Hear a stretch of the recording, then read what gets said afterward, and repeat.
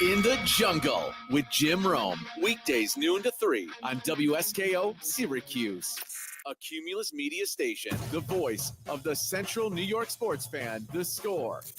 1260. Welcome to your home for local sports in Syracuse. Outside the Box Score with Mark Rowlands starts right now. Good morning, everybody, and welcome to another edition of Outside the Box Score with me, Mark Rowlands, your home for local sports in Syracuse, right here on the Score 1260. Joining me in studio, as always, because you've been on a run of actually joining me in studio, is Josh Bohe. Hi, Mark. Oh, we're doing this again, huh? I don't know, man. We'll see what we get. We'll see what we get today. Quick NPR voice coming out for Josh. Just a little bit. Yeah, we should do an entire show like that at some point. I think confuse the hell out of anyone listening. It's like, is this the same show? And Syracuse basketball is pathetic. It's really bad to watch. Yeah, it's a bad product. Be incredibly negative, but say it in the NPR soft, voice, sensitive voice. Yeah, I was watching that game the other night against Stanford. 22-2. 22. I think it was 25-2 at one point. Yeah. I fun fact, didn't watch a second of that game. You couldn't pay me to stay up and watch an 11 o'clock on a Wednesday Syracuse basketball game. I'll tell you, that's right my sweet spot. I love the late night games. As I get older, East Coast time, I love watching a 10 o'clock game. Oh, don't get me wrong. We stayed up many times watching some Pac-12 after dark. Sure. Don't get me wrong. I love late basketball. But this Syracuse team going out to the West Coast. I'll watch the game tonight because it's a Saturday. I'll be up, but I work during the week. I think I watched almost the entire game. Really? And it was tough. Like, dude, I was watching it first. You just laugh. Like, Georgetown had the same thing happen to them. Who'd they play? Where they start? It was St. Providence, John's. maybe, or St. John's. Yeah, St. John's. They got blew them off the court, destroyed. and you're just watching, and you're like, I mean, they're just not hitting any shots. Yeah, like you're not playing the same game. And I was awake. I got home at 11. You could have watched. I very well could have watched. But yeah, I got home at 11. Mm-hmm. Now, granted, I was at trivia and I was out for a little bit, so I was tired. Trivia, where do you do that? I do trivia at Myers Creek Brewing Company. Isn't that place just the best? It's the best. How many taps they got now? 15? Go up 16? One more, buddy. 16 craft beers on tap at both the Cazenovia and Inner Harbor locations. I like to call the place out in Cazenovia the Palace because that place is something special. It really is. They've always got events going on. Really great spot, and the beer is just incredible. I mean, can't beat it. I've been drinking the Morning Sun a lot lately. Great wheat beer. Brewed with some tangerine in there as well, so like a citrusy wheat beer, sort of reminiscent of a Blue Moon, like a Belgian white with citrus. Absolutely delicious. I've been drinking that lately. Someone else I was sitting with, of course, someone always in our group gets the Velvet Fog. You have to. It's the staple. It's the staple. We had someone drinking a chalky milk, which is is that a stout? Yes, it's a chocolate stout. The chalky milk. That's very good. Yeah, they have such great names. Mm-hmm. I mean, Ivan does it best, dude. Best in the biz. Yeah, Ivan does an incredible job, and everyone's favorite name is probably the assistant to the traveling secretary, which is another. They love their Seinfeld inspired names. That I don't remember if it was they used to have one called the Glass Case of Emotion. Of course referencing the movie Anchorman, but I think they got a C&D for that one. So really? Yeah. God damn it, Adam McKay. Yeah. So they have a lot of great names, but the beer is delicious. The food is always fantastic. I love the mac and cheese. They've got great pizzas, award-winning wings, literally won an award for having the best wings around. So Yeah. make sure to check out our friends at Myers Creek Brewing Company if you haven't yet. Josh, that's a great segue into a live, by the way. What did I do? It- You know, sometimes I'm on, Mark. What can I say? That was a fantastic segue into a live read. I've got multiple members of the Burke family contacting me right now, letting me know that Tommy is going to be calling in. Just do it. Let's do it. You don't have to. You don't have to give me a heads up. Just wait until we go to a break. Sure. And then you dial up that 315-671-1260. That's 315-671-1260. I usually have it running on the screen, but I forgot to put the banner up on the stream. So there we go. It's up there now. Maybe some early St. Patty's Day info. Oh, it's right around the corner, Mark. It is right around the corner. We're getting really close to like Green Beer Sunday and the countdown to St. Patrick's Day starting in the Syracuse area. One of my favorite times of year. I love it. Once the holidays are truly over, the rest of January is just a mess. It's a miserable, slow march to death. Yeah. But February hits and you start thinking about all the good things coming. Yep. Including, like you were saying, Green Beer Sunday. Yep. And Syracuse around St. Patty's Day is a different city. It's a full month lead up to St. Patrick's Day in Syracuse. And I remember I've talked to a few people about this, but it's one of my favorite parts about this city is it's just so over the top and largely unnecessary. And I love every second of it. Yeah, parades and, you know, we've got two Irish festivals that people always go to. There's the big one in September, of course, which Tommy Burke is on the board of, and you know the Burkes and everyone else who's associated with Irish Fest, Chow Downey, Marty Cahill, everyone, Dave Lynch, they all do such a wonderful job at the big Irish Fest downtown, the Syracuse Irish Festival.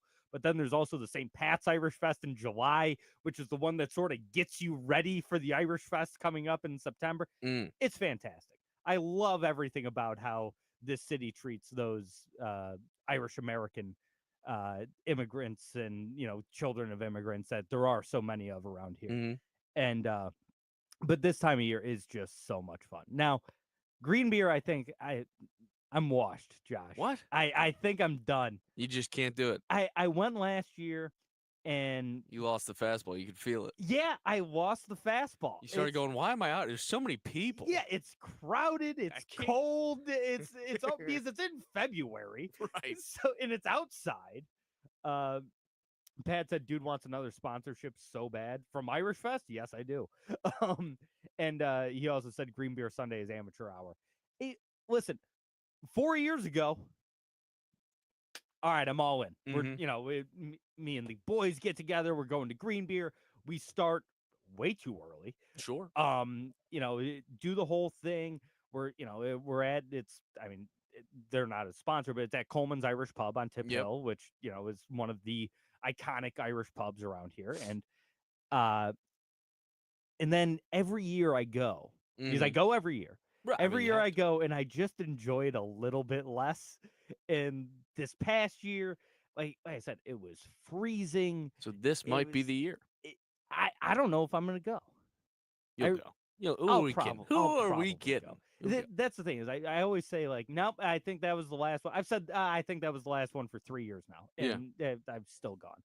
So I'll probably end up going, but it's just, I don't know. It's not the same, man. You know, while we're talking about things we'd like to sponsor us, if I may take a quick second, I'm rocking under my hoodie right now, under my beautiful Georgetown hoodie, True Classic T-shirts. They are the best T-shirt on the market. Really, truly. You can buy them anywhere. They're cheap. They're cheap, but they don't feel cheap, Mark. They feel great, and especially for you bigger boys out there like myself. No man boobies in these things. Just fantastic. They fit you well. They hide your curves. Best shirt on the market. Couldn't preach more about True Classic. You hear that? Classics T-shirts. This is gonna be this episode, isn't it? We're just gonna keep. We're just gonna keep plugging things, hoping that someone out there hears it. You know, they got more than T-shirts too, Mark. Yeah, they do pants as well, from what I hear. True Classic jeans. Yeah, I've heard many things about them. But yeah, that's just gonna be this episode, and I can't wait. Let's see what other products. Begging for money, please. Josh, I don't know if you see this water bottle I'm drinking out of today. Brought to you by Gatorade. I don't know if you've ever heard of it. This people don't know enough about Gatorade. I'll tell you that. I don't think they do. The sports drink. Mhm. I mean, delicious flavors: lemon lime, cool blue, fruit punch, all sorts of flavors, and packed with electrolytes. I mean, you got the zero, you got Gator Light, which is like an even more hydration. Oh yeah. You know, it's just fantastic stuff. Now, good segue on the ads here. The ads. Have you seen the ads for the ads in the Super Bowl? Oh my God, it's ridiculous. Why are we doing teaser trailers for commercials now? This needs to stop. It really does. It loses the allure too. Like when you see it, like McConaughey with the Stella ads. Yep. That could have just been a great ad come Super Bowl time. Yep. We don't need it. We've seen more and more Post Malone and Shane Gillis Bud Light ads. Yeah. They're hilarious. They're great Just ads. drop it on. I'm sure there could be a different one. Yeah. On the Super Bowl. It'll be great. Whatever. Enough with the teasing Mm-hmm. for the ads. Just give me the ad. Yeah. People drop teasers for like way too much stuff now. Mm-hmm. Like Will Smith, like a month ago, dropped a teaser that he was going to be like taking on the role of Neo in the Matrix, because the story is that Keanu Reeves was not the first choice to play Neo in the Matrix. It was Will Smith.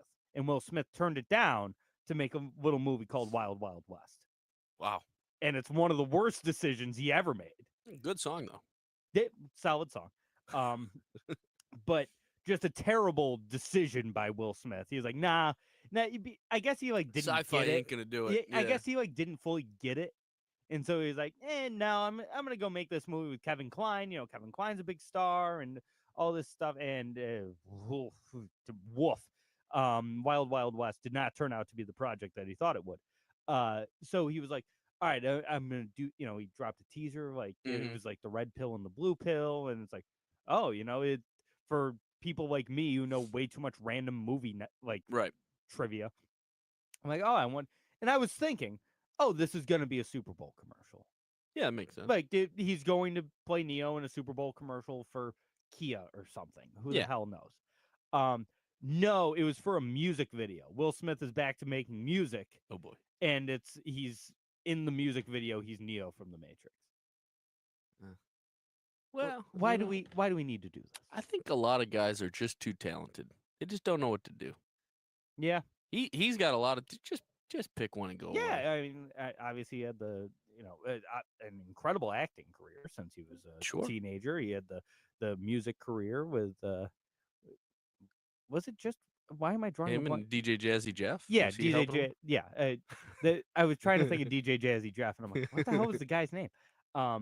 Yeah, the music career, and of course, one of the best slappers the world has ever seen. Just a great slap from Will Smith. He turned down a big contract from Dana for the slap fight. Yeah, Power Slap. Yeah, Power Slap gave him a boatload of cash. Yeah, huge contract. Mm-hmm.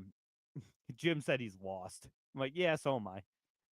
We're jumping around a fair bit. Yeah, we are jumping around a bit to start the show. We do have like actual things to talk about. We do. We are just over a week from the big game. Mm-hmm. The Super Bowl in the NFL. My Philadelphia Eagles. We got to catch up on the Eagles, Commanders, and Bills Chiefs game from last week. Really interesting stuff going on there, especially in that Kansas City Buffalo game. What a game that was. And, yeah, everyone expected it. Yeah, it's just I will appreciate that they put on bangers. Oh yeah, they always play a great game. The result is what it is, but great games. Yeah. So we will talk about those. We will talk about SU basketball in that game against Stanford, where at one point they were down 23 points. Jim says, how can one not touch on SU being a money-making machine, covered 6 out of the last 7? They did cover. They did cover. They came back, clawed back, and covered that 11.5 spread against Stanford on Wednesday night, losing by 9. It really is they have become a backdoor cover machine, and I don't get how. I did think about it. Down 20, I'm like, I could probably get this at like 15 now or something. 16, I'm like, maybe. Didn't do it. It would have been tempting. And then, of course, they play again tonight, 10 o'clock start time out there on the West Coast against Cale. SU going to Cale Berkeley. So that'll be fun. Maybe talk about, we'll talk about whatever it is Tommy Burke wants to talk about when he calls in. Sure. That's 315-671-1260 if you want to chime in on the phone lines. 315-671-1260. You can do that during the breaks, and we're going to take one right now. So we'll be back in just a minute here on Outside the Box Score. You're home for local sports in Syracuse on the Score 1260. For the best local beer in Central New York, the only place you need to look is Myers Creek Brewing Company, with 16 different beers on tap at both the Inner Harbor in Syracuse and the Palace, that is the Cazenovia location. Myers Creek has something for everyone. Want a bite to eat? Both locations feature a kitchen with delicious pizzas, some of the best wings in Syracuse, and much more. Make sure to check out our friends at Myers Creek Brewing Company, the official bar of Outside the Box Score. When you don't have enough to eat, all you think about is food. What is the line in that the big game matchup? Chiefs like 1.5? Yeah, I don't even know. I haven't seen a spread.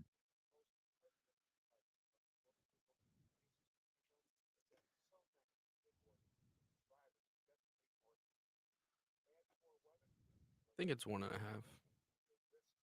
Jim knows it. Yeah, I'm sure he does.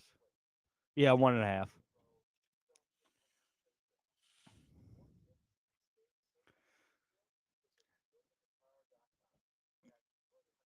As no, I've got the Eagles money line. I assume so. Yeah. Yeah. As much as I'd like to think if it came to those games that I wouldn't be inactive, but I know that every playoff game the Cowboys have played since I've bet, I've been on the Cowboys. Yeah. So you just do it. Yeah. Just shows you how much I've just lost on Cowboys playoff games. Yeah. Well, it's okay because it's only like one game a year. So True. After a if season they get of there, I'll tell you, the one year they were electric against the spread. I think they lost like 3 games ATS all season, and it was a Packers year, like 2018 maybe or whatever.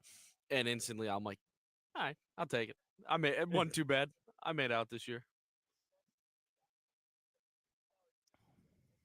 you can get a ticket as low as $3,434 for the Super Bowl. Austin's mom texted him last night. He goes, "I can get us tickets right now, 9,500," and he was like, "No." Well, then I was thinking, I'm like, 9,500, like, it's not even. What would the ticket price have to be, all in, to go? Because I'm like, then you got to go to New Orleans. You have to fly to New Orleans in a week, get a hotel somehow on a week's notice in New Orleans. Yeah. It's just impossible. Yeah, you can't do it. You're too late. That's a wild text to receive, though. Yeah, $9,500. But just like, hey, you want to maybe go to the Super Bowl? And he was like, "What the hell are we doing?" He's like, "What are you talking about?" He's like, "Don't tempt me with this right now." Because here's the thing: if I got that text, logic goes out the window. Yeah, you're like, "Are you serious? Yeah, We're going to the Super Bowl?" Yeah, I want to go to the Super Bowl. What the hell?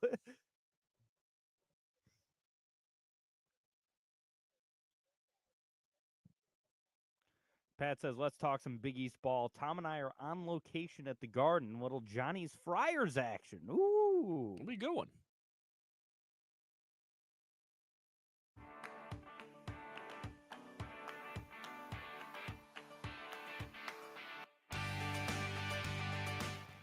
And we're back outside the box score with me, Mark Rowlands, your home for local sports in Syracuse, right here on the Score 1260. Going over to the phone lines, we got Tom from the Valley calling in. Tom, how we doing, pal?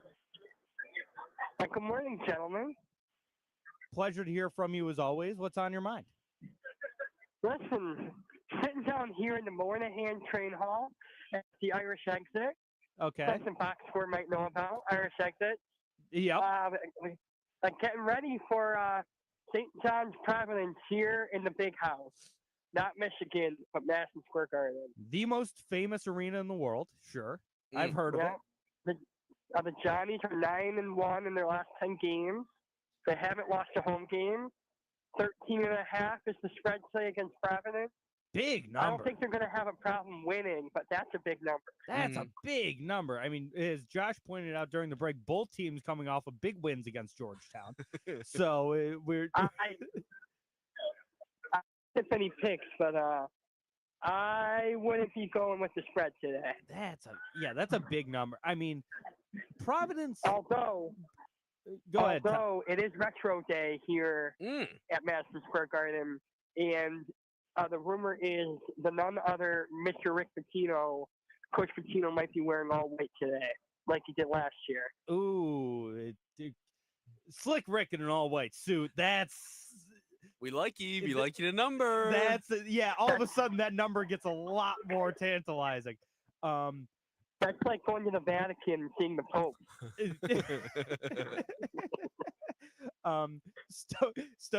Since we're now waffling on this number, Stone is in the chat saying, "No, commit. Tell me it's a lock, please." I guess you just need to see one go through the hoop.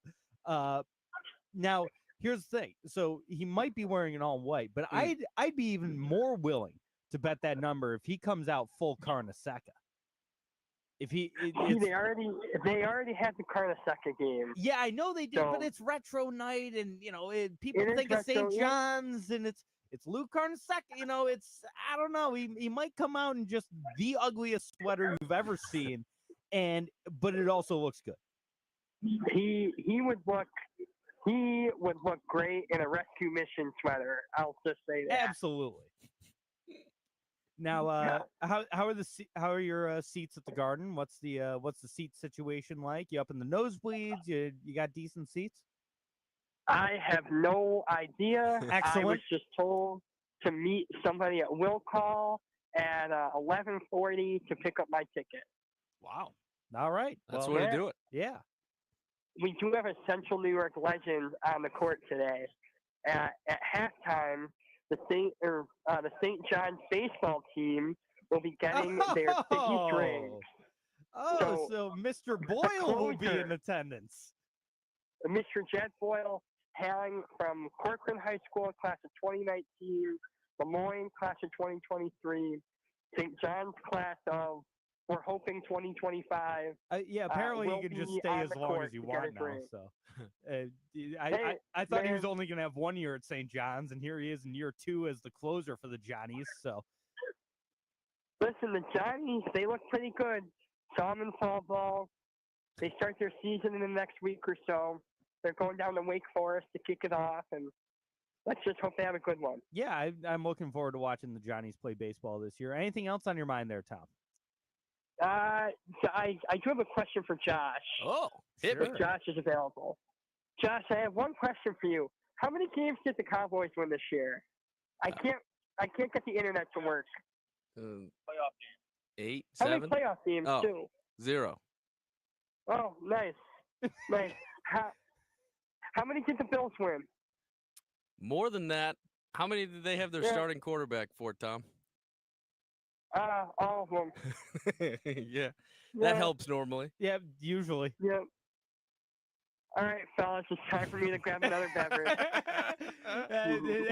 Have one for me, Tom. Good talking to you as always, my friend. Have fun at the game, and go Johnnies. Minus 13.5. Cheer, boys. Go Johnnies. Good one, Tom.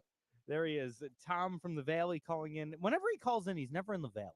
No. He always says Tom from the Valley, but he's always like, yeah, I'm in New York, I'm in Boston, I'm in never seems to be where he is. Yeah. No, the only time he's ever not been in some exotic location was when he was in studio with us that one That's right.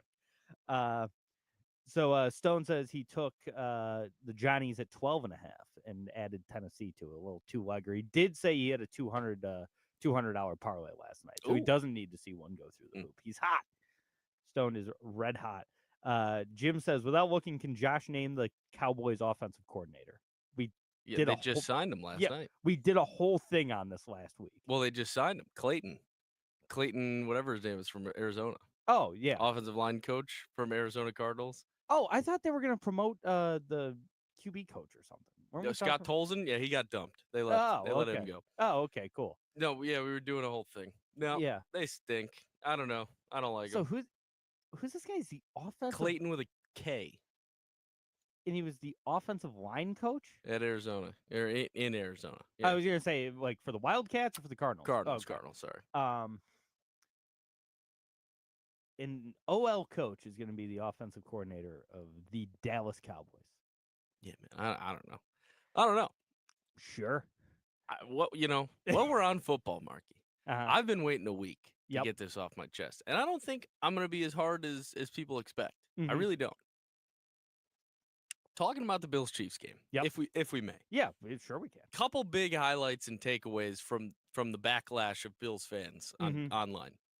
Let's first start in the first half with the Xavier Worthy catch. Yep. That has been talked about all week now. But we don't get to talk about it until now. So what we're talking about. Mm-hmm.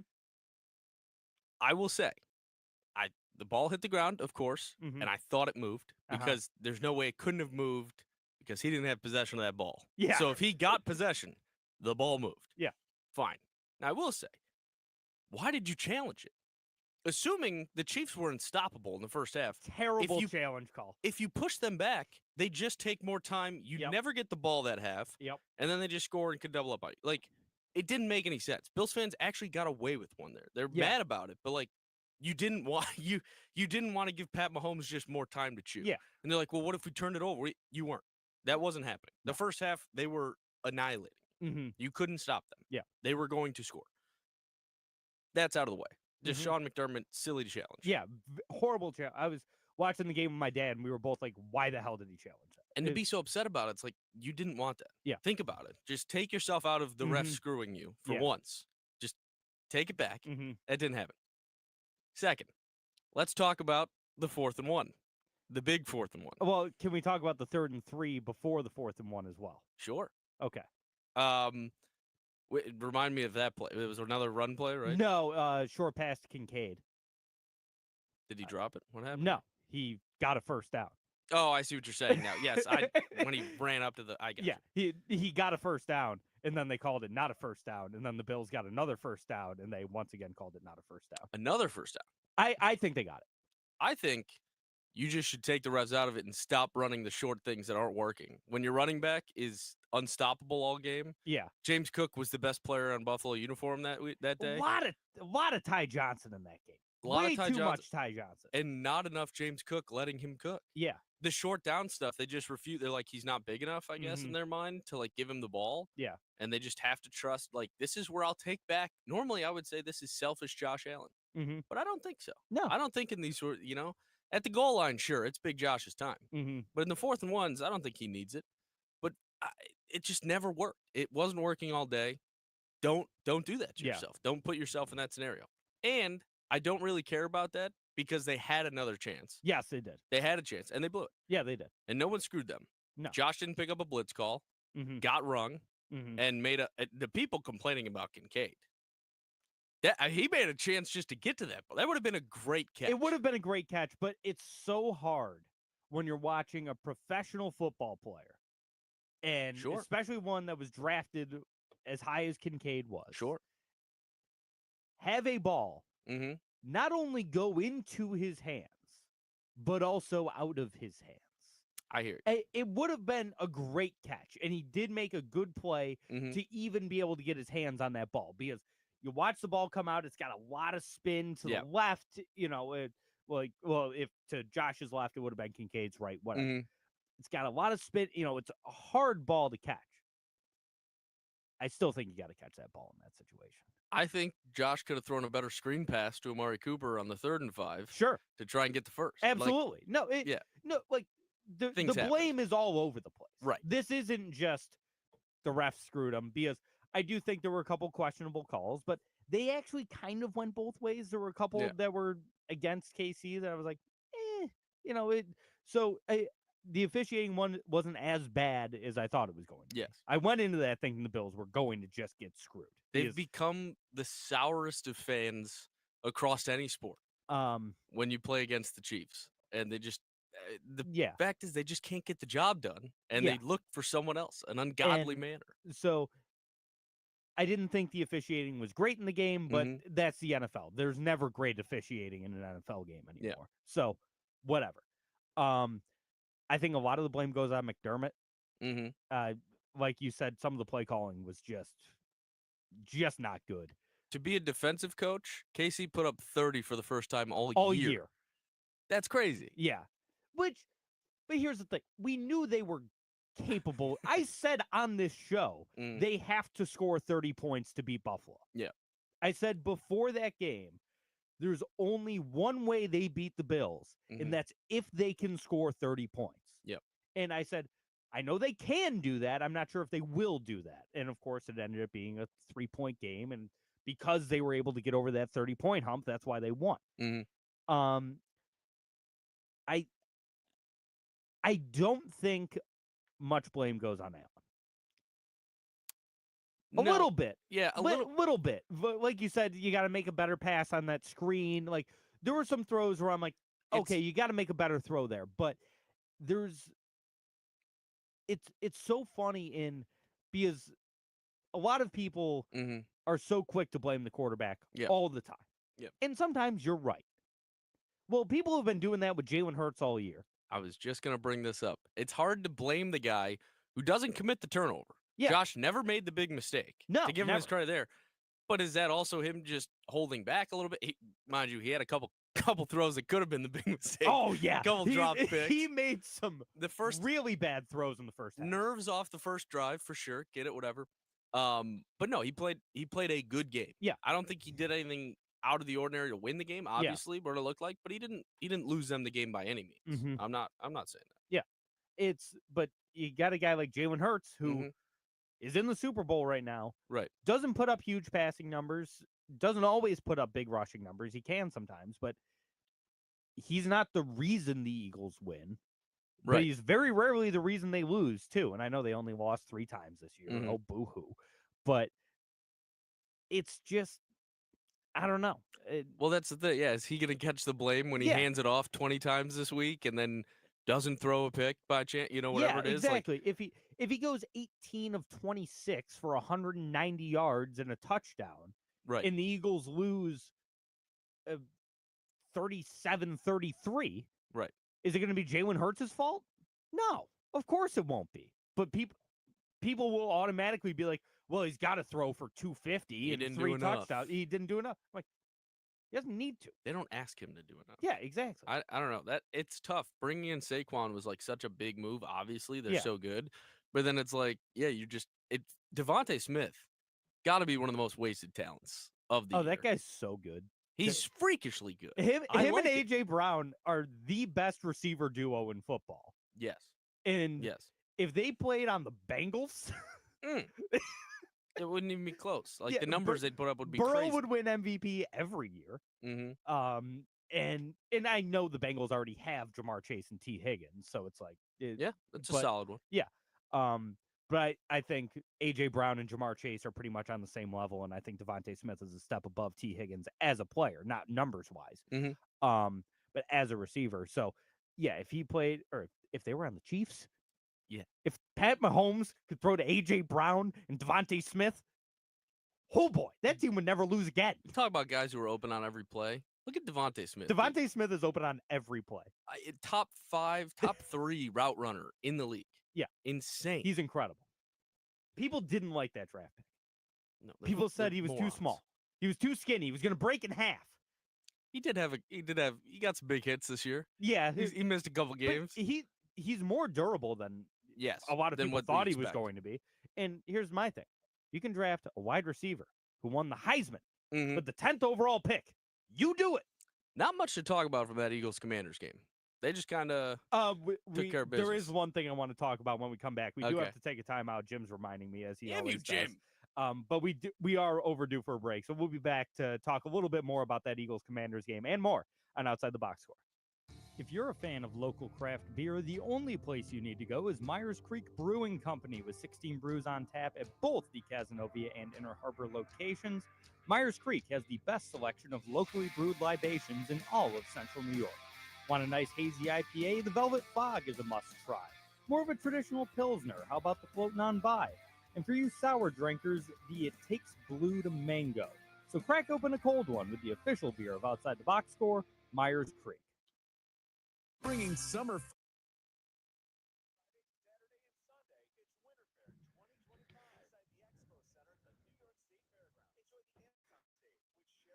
Stone said that's the best Gatorade bottle without a single shadow of a doubt. Damn straight it is. Fantastic. It's just filled with iced tea. Well, it was at the start of the show. Now it's almost empty. For those who don't know, Mark chugs iced tea. I drink iced tea like water. Iced tea and beer are your main that's liquid what I drink. Intakes. I don't know why I'm talking. My main intakes are Diet Coke and Diet Coke. That's pretty much, and coffee, black coffee. And beer. Yeah, I drink some fair bit of beer, but truly when I'm home, I don't drink a lot of beer by myself. Yeah, like, I'm not a guy who's like gets out of work and is like, I need a beer. Like I'll drink it with somebody. But. Stone said no Arnold, or Jim said no Arnold Palmer. Arnold Palmer, yeah, like synonymous. It's like this was just straight unsweetened iced tea. I have been drinking Arnold Palmer all week. My mom also brews iced tea. I brew my own iced tea sometimes. I was gonna say you're doing unsweetened. Trying to watch calories. I don't like sweet tea. Really? Yeah. See, I'm a little whore for sweet tea. Yeah. No, it's not that I don't like it. Like I'll drink sweet tea. Excuse me. I'll drink sweet tea, but I much prefer unsweetened. You like the bitterness. Yeah. So it is kind of like your coffee. Yeah. It pretty much is. Yeah. I very rarely drink coffee. Every once in a while I'll have one, but not often. I'm the coffee guy at the office. I think I've told you Yeah. this. I brew the coffee yeah. every morning. Yeah. It's a thankless job. One person came to me last week or whatever and was like, "Hey, Josh, just want to let you know I grabbed a cup." And I'm like, "Oh, okay. I'm glad. She's like, well, I just know you're like the coffee thing, so I just want to let you know." I'm like, "Am I a joke now? Do I have a rep as like a mean guy?" I'm like, "I make it for everyone. Yeah. Have the coffee. Yeah. I'm the only person who makes a pot in the office." I'm like, "Yes." Yeah. It's like, well, I just didn't know if the numbers were off now. I'm like, What are you talking screwing about? with me now? Yeah. I'm like, what am I? Some kind of asshole? Yeah. What do you think of me?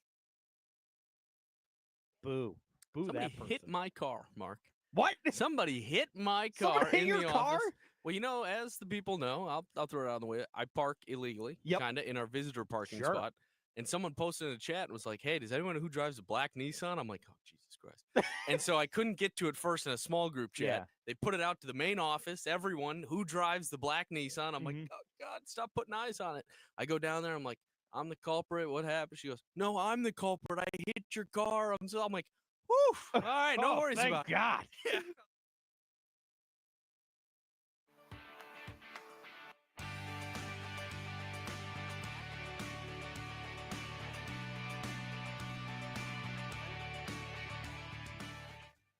And we're back outside the box score with me, Mark Rowlands, your home for local sports in Syracuse, right here on the Score 1260. Talking a little NFL football. We just talked about the Bills-Chiefs game. Great game of the weekend last week. Now, I want to bring up my Philadelphia Eagles against the Washington Commanders.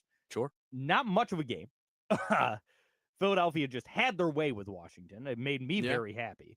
Scoring 55 points, record for an NFC championship. 7 rushing touchdowns? Yep.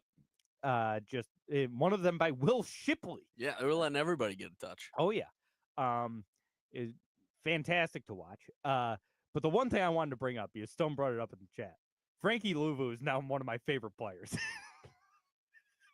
Dude, that situation at the 1-inch line, essentially, they were at the 1, and Frankie Louvu not once but twice commits the most egregious offsides penalty you'll ever see. It was it was intentional, right? Isn't that the idea? I don't know if it was.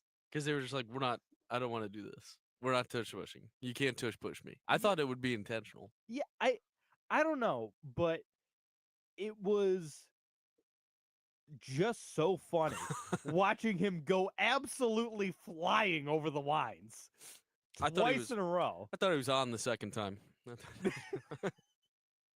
just flying. I mean, the hops on Frankie Louvu. What an athlete. That guy can get up. I've never heard a ref threaten to allow a score. Yes, and that's what we were going to get to. And now, so Frankie Louvu did that twice. Then there was another offsides called by someone else on Washington. I forget, it might have been Bobby Wagner or something. Okay. Yeah. I forget who it was. So there were 3 in a row. And the ref was like, all right, you do this again, I'm just giving him the touchdown. It's like, wait, what? I didn't even know they had the authority to do that. I didn't either. All of a sudden, everyone's talking about this rule that if you're that close to the end zone and the team just keeps committing penalties, you can just award them the touchdown. That's we're gonna see it in the Super Bowl, man. If It's everyone keeps insane.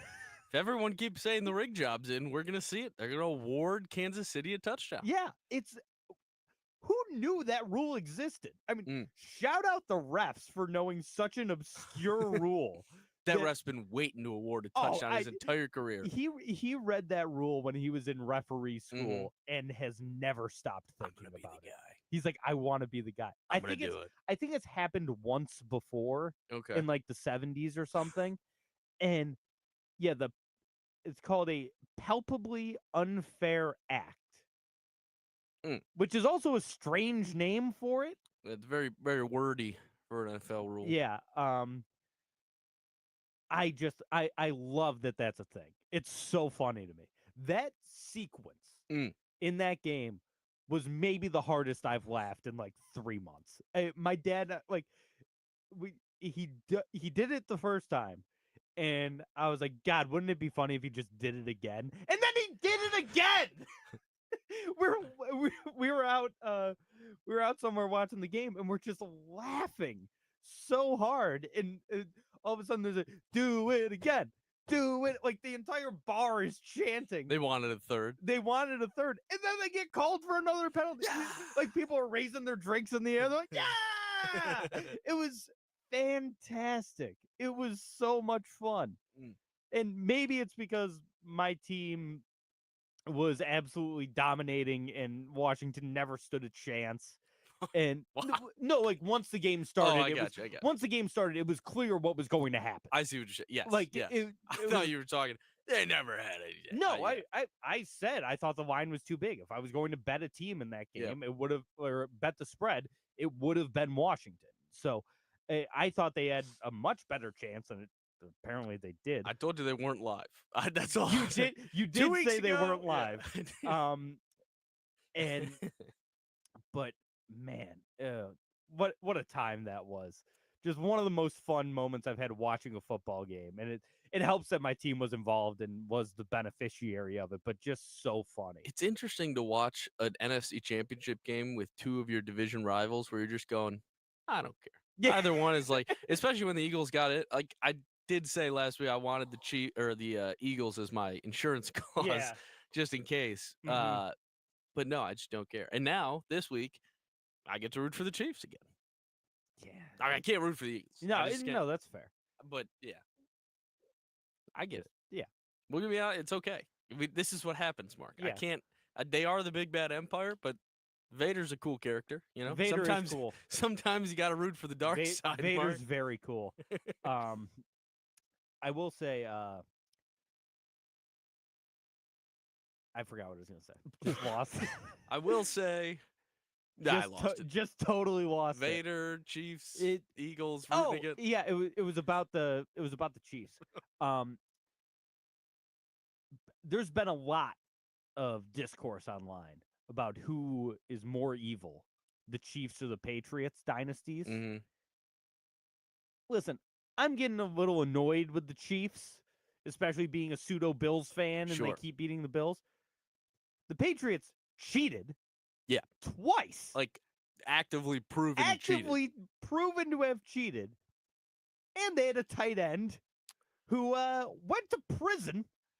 I mean, that's not them. That's not them. No, it's not them. But if we're talking about bigger villain. I think the main thing that squashes this for me, Andy Reid is just so likable. I love him. He used to coach my team, and I miss him dearly. Belichick was a dark man. Yeah. Nobody liked him outside of New England. Still now. Like, he's just, I mean, I guess. No, he's cooler now. Yeah, after he's gone on ESPN, he kind of shows more personality. Yeah. He's become more fun. But when he was just the we're on to Cincinnati guy, yes, it's like, come on, you got to give me something. Right. Whereas Andy Reid is like the best, like most liked coach, I feel like, in the NFL. Right yeah, now. He's doing annoying State Farm commercials now. Like, Bundarooski. Listen, people have gotten tired of that commercial. I haven't gotten tired of it yet. No. I just think it's funny. There's something about the way he says all those stupid words that I'm like, I will say that is the one somebody was pointing out. He's like, when did Tom Brady do an ad while he was on the Patriots? And I'm like, yeah, I guess the whole Chiefs team is kind of cashing in on the ads while they're playing, which is kind of annoying. I do kind of hate seeing like the one when they're in the boardroom and it's like Kels, Chris Jones, Mahomes, and maybe Worthy or someone, and I'm like, yeah, that's a bit much on my screen. Yeah, I mean, you really only have three guys. Like, I think it comes down to Mahomes, Reed, and Kelsey, or the three where it's like, okay, they're marketable, likable, good personality guys. Yeah. Like, I don't know anything about Chris Jones or Xavier Worthy. Other than he cries every national anthem. Yes, I did know that. Yeah. I mean, he's not Monty Balling it, or No. Was it him or No Sean Moreno? Which one was it for Denver that year? I thought it was Monty Ball. So did I. Yeah. But I mean, that's an all-time cry. Oh yeah. I mean, Sirianni last time the Eagles were in the Super Bowl, just bawling his eyes out during the national anthem. Dude, I can't stand. The other thing, the Eagles do get me to hate them again every time you watch them. Oh yeah, you hate Sirianni, right? Not only do I hate Sirianni, but Fat Dom. Oh yeah, you hate Big Dom. He's everywhere. He's literally like his personal bodyguard. I'm like, what other coach has a bodyguard? None. Because no coach is an asshole. like he is. Yeah. It's crazy. Stone makes a good point. The entire Mahomes clan sucks. Absolutely. Yeah, like, he's everyone associated with Pat Mahomes. Not fun. Yeah, but I still like Pat. Surrounded by some negative people for sure. Yeah. He also said the Italian flag on his Eagles jacket makes me laugh every time. Me too. I think it's so funny.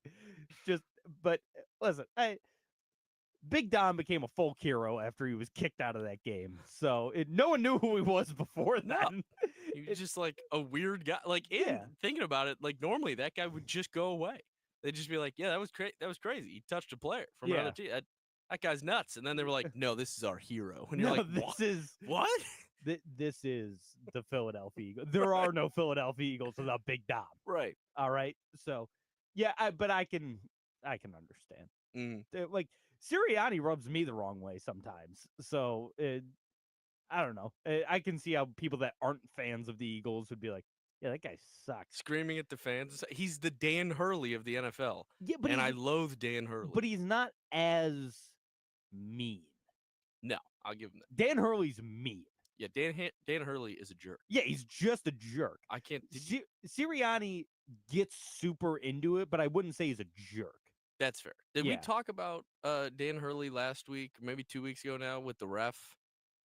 We've talked about it a few times, yeah. Oh, okay. I'm the best coach in the league. Don't you turn your back on me. I'm the best. I don't remember if we talked about that one. What a loser. I mean, just wild. Don't turn your back on me. I'm the best effing coach in the business or whatever. It's in the game. What? What are you doing? I hate him. I hate him with a passion. I love that UConn is not where they are. Like, they're kind of slipping now. Marquette, I think, is like the clear Big East guy. Yeah. Even the Johnnies were projected higher tournament seed now than UConn. Yeah. So just fall. I just hate UConn. Yeah. Can't stand UConn. I've always hated UConn. Yeah. It's part of my blood to hate UConn. I hear you. He actually, like I said, he had you for a little bit. He did. And now it's just full on. I can't stand the guy.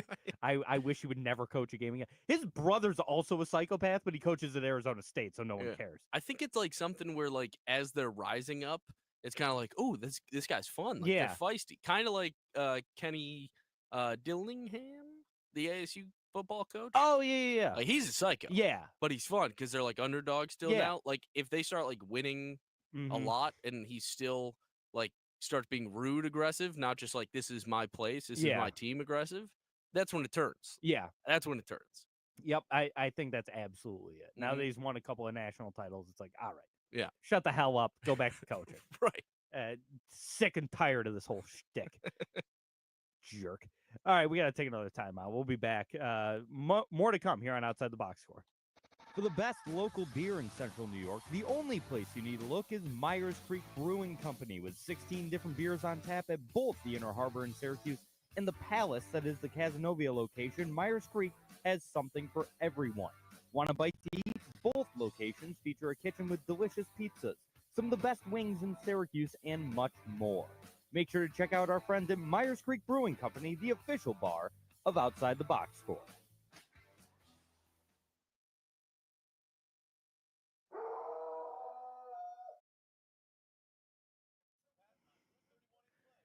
Listen, at least the one time we really needed the dump button, I was right on it. Yeah. I fucking creamed it. It was so funny. I wasn't thinking about anything other than how good that drive was. Yeah, that's how good you hit that drive. I'll tell you, I hit some balls yesterday at the Dome, the turning zone. Not great. Yeah. It's like the first one, I gave myself some whatever, but I did like half a bag, and then I was like, I'm just chipping. Like, I'm just hitting back end. Like, Yeah. I'll tell you, the low 8 irons and 5 irons, money. You love the bump and run. I need to play more links golf. Yeah, you would kill it in Scotland. Oh my god, dude. You'd be like a 7 handicap in Scotland. If I could putt. Yeah. Yeah. If I could putt better, for sure. Because I play them. I play like that. I leave the ball low, put it in the back of your stance, and I'm locked in. If the driver's on good, I'm telling you, this year I might just fully embrace no wedge play. I will hit 8 iron run-ups if I can. If I'm in the rough, I have to take a wedge. But like, if I'm in a fairway, 170 in, I'm only doing run-ups. I'm doing bump and runs. Leave the 7 iron out of my bag. You're gonna be the first guy to play a full round with a driver, an 8 iron, and a putter. My buddy, who I was hitting with yesterday, broke his 6 iron accidentally. Like, I think accidentally, because they've been sitting your clubs sit in your car all winter. Yeah, and he just pulled it out right off the rip, and I think he caught one a little fat on the mat, and his handle or like the grip just went on him. Yeah, and he was like just holding it like that, and I'm like, "You just broke your club." He's like, "Yep, I'll just get it reshafted," and I'm like, "They're old clubs too." I'm like, "Dude, just get new clubs." He's like, but I got this coming up and this." He's like, "I can't afford it. It's fine." I'm like, clubs are such a good investment to me, at least, and especially like he loves golf, plays all the time. I'm like, it'd be worth the money. Yeah, absolutely. He has a wedding coming up. I'm like, is it insensitive to put clubs on your registry? And he's like, I don't think the wife would appreciate it. I'm like, well, it's really our registry, isn't it? Yeah, I mean, she gets 99% of the stuff anyway. Like, she can keep the toaster and the blender, and you get $1,200 in golf clubs. You get some Mizunos and call it a day. I mean, isn't our happiness what we're looking for? Yeah.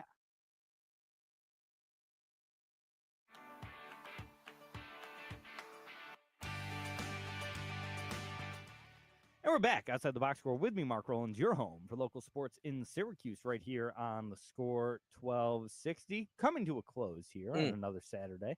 We were just talking a little golf during the break. Just wanted to quickly mention shout out on Thursday, Pebble Beach Pro-Am this weekend, the AT&T Pebble Beach Pro-Am. A couple of aces by Rory McIlroy and Shane Lowry. Oh, big Shane.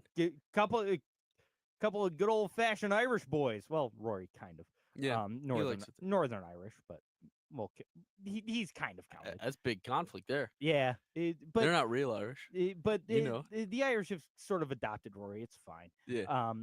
And then Big Shane, who the most Irish, the most Irish, just a big redheaded Irish boy who's really good at golf. Both made aces. Rory's came at 15 at Spyglass Hill. Which is a great hole, and Shane 7 at Pebble. He's got 3 aces on tour. How's this, Josh? Okay. Number 7 at Pebble Beach. Sure. Iconic hole. Yeah. 16 at Augusta. Pretty iconic hole. 16 at the Waste Management. Oh, those are his 3 aces. Those are his 3 aces on tour. That ain't bad, Josh. Would that be? I think if you asked anybody, those are the 3. Yeah. Those are the 3. Yeah. Maybe. Oh, no, I'm sorry. It's not 16 at the Waste Management. It's 17 at Sawgrass. Oh, okay. It's 17 at Sawgrass. One, yeah. So those are the 3 he's got. Those are the big 3. And then if you need a 4th for your Mountain Rushmore, it's 16 at the Waste Management. Yes. He's got 3 out of the 4. Well, incredible. Look forward to this year in Phoenix then. Yeah. Shane's coming to get it. That's next weekend. Is it? Yeah. Sunday at the Waste Management is always Super Bowl Sunday. Oh, nice. And that's which I love because I never have to watch 8 hours of pregame coverage for the Super Bowl. You just watch golf. I'm just watching golf, and it's a great tournament. So, that's next week. Yeah, I don't really find myself watching a lot of the non-major golf these days. No, personally, yeah. I'm still watching pretty much every tournament. Nice. At least parts of it. Do have to talk a little bit about SU basketball. I guess. Lost to Stanford 70-61 on Wednesday night, only losing by 9 in a game. At one point, they were down 25-2. Yeah. Ended up only trailing by 9 also to end the first half. No, they came back in a big way in the first half. Ended up tying in the second half. Defense really came on too.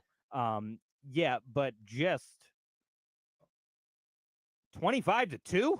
Now, for those in the chat, let us know. Me and Mark are debating on going to the Duke game this Wednesday. Yeah. Does it matter That's really what I'm coming down to. The tickets are dirt cheap. Yeah, dirt cheap. Now, is it even worth it, though, for my time? Now, there is also a thought that we just go do the fun stuff beforehand, go for the first half, and they're down 15, and we say, hey, I'll call it. Get home a little early. Yeah. That's also in my brain. Yeah, so, certainly on the table. I think we go for it. Yeah, I think so. Yeah. I'm also going Saturday. I'm going to the Boston College game on Saturday. Oh, nice. Who are you going with for that? Well, the lady's friend, Junior. Nice. Yeah. Junior's coming into town. Oh, yeah. Ooh, it's a great game. It's a 3:00 start, 3:15. Love it. So I'll get out of the show at noon. Mm-hmm. All the pre-gaming down there, Fatty. Yep. And then head right to the stadium. It'll be a good day. Excellent. I might stop and see Junior Tag with you along after the for show. Yeah. Maybe stop over on campus. So just like I said, I didn't watch this game. I don't have much to talk about with it. Outside of I know that we were down a lot and then came back. Jaquan Carlos had a good game. He did. Didn't miss a shot. 16 points. I think he listens. You think he does? I think He's he like listens that to the one show. guy. He's like that weekend. one guy is the only one that even talks about me. And he hates me. And he hates. Yeah. I don't hate you anymore, Jake. You've turned him around. He has turned me around a little bit. He's your guy. He's playing better. I do like picking a guy kind of every year on the Cowboy or any team to be like, this is my project, even though I have no influence on him. But no. I'm going to see where this guy goes. Yeah, and hey, it's working out for him. Yeah, you got to make your free throws though, Jaquan. 2 of 4 from the free throw line. So. It happens. Yeah. They're kids, That's what you got to remind yourself. They're just kids. I think the defense was the big thing because shots fall, shots don't fall, whatever. But they played really well defensively to catch up in the first half. A lot of turnovers, a lot of missed shots there, making people miss. So I think that was the bright spot of the first half for sure. Pretty low scoring, regardless. Yeah. And tonight got Kale 10:00 start time. Fun guy on Kale. Okay, hit me. Are you familiar at all with Kale Berkeley's roster? No. Their leading scorer averages 18.9 points a game, 4.5 rebounds, about 2 assists. Andre Stojakovic. Page's kid? Page's kid is on Kale. Is he tall? He's tall. He's 6'7", 205. Oh, he's a big boy. He's a big boy. Lampkin's going to have fun with that. 6'7", 205. Fun to watch. He only shoots he's shooting 44% from the field, 32% from 3. Actually pretty similar to the numbers he put up last year, but he only averaged 8 points a game last year, so taking a huge scoring jump this year. And he's performed really well for Cal in a loss at Clemson 80-68. He played 35 minutes, 30 points, didn't miss a 3, shot 73% from the field. The kid can score in bunches. I mean, Page's kid? He reminds me of his father, and his father was a better 3-point shooter. Sure. Page was awesome, but fun to watch. That gives me another reason to tune in. Yeah, so if anyone wasn't or was considering maybe skipping this one because Cal, they're 11-10, they're not great. Syracuse obviously isn't having the best year of their lives. Watch just to see Page's kid. He's fun to watch. Did you say 10 o'clock or 11? 10 o'clock. That's perfect. Should be pretty much right after the end of the Royal Rumble tonight. Yeah, that's right. You got 6 o'clock start. 6 o'clock start for the Rumble. Yep, Indianapolis. Who's your pick? I think it's just got to be Cena. I think it's got to be Cena. Cena. I don't know. The Final Four should be fun. Honestly, there's a lot of fun ways they could go with this. I'm just excited. The Rumble is the best pay-per-view for those who don't watch wrestling. It was the first wrestling event I ever watched, and I immediately bought it. Yes. I had never seen it before. I'm like, this is chaos. We make a and I love it. Fun little drinking game out of it now for those who don't necessarily partake in watching throughout the year, but you get into it. Mostly, you know the storylines. I help catch people up if you come watch with me. And it's a great time. Yeah, truly a great time. One of these years, I'm going to your Rumble party. One of these years, I'm not going to have something going on. Yeah, when the Rumble is happening. Anytime, man. I always have something going on. Open the night invite. of the Rumble. But one of these years, I'm going to make it because I do really enjoy the Royal Rumble. I'm not a big wrestling guy, but we've watched some wrestling together. I've started to get a little bit more into it. I tried to watch every Royal Rumble up to this. They started in 1988. I think I made it through 25. Wow. Of the 37. Favorite one? Favorite one is 2008, without a doubt. John Cena comes back after 2 months of being hurt with a torn pectoral Mhm. and a broken disc in his neck, and he came Ooh. back in 2 months and won from 30. It was crazy. Jeez, He's that's a freak. insane. He's a freak. It's the best Rumble of all time. Don't get me wrong. I don't know what to tell you. I was 10 years old. You're a Cena guy, right? Yeah, I bought his merch for the last tour. Yeah. Yeah, that's what I thought. Big Cena guy. Yeah. He's like, well, it's like the perfect. This is like my LeBron James. We talk about all the time when your guys retire. Yeah. He started in 2002. I was 4. I just started. Yeah. I've been him. Mhm. He's the best. I can't put into words. A lot of good things going on in the world of sports. Josh, thank you for being here as always. Thanks to everyone in the chat. Thanks to Tom in the Valley for calling in, my good buddy Tommy Burke. We'll be back next week, same time, same channel, 11 a.m. right here on the Score 1260. Peace.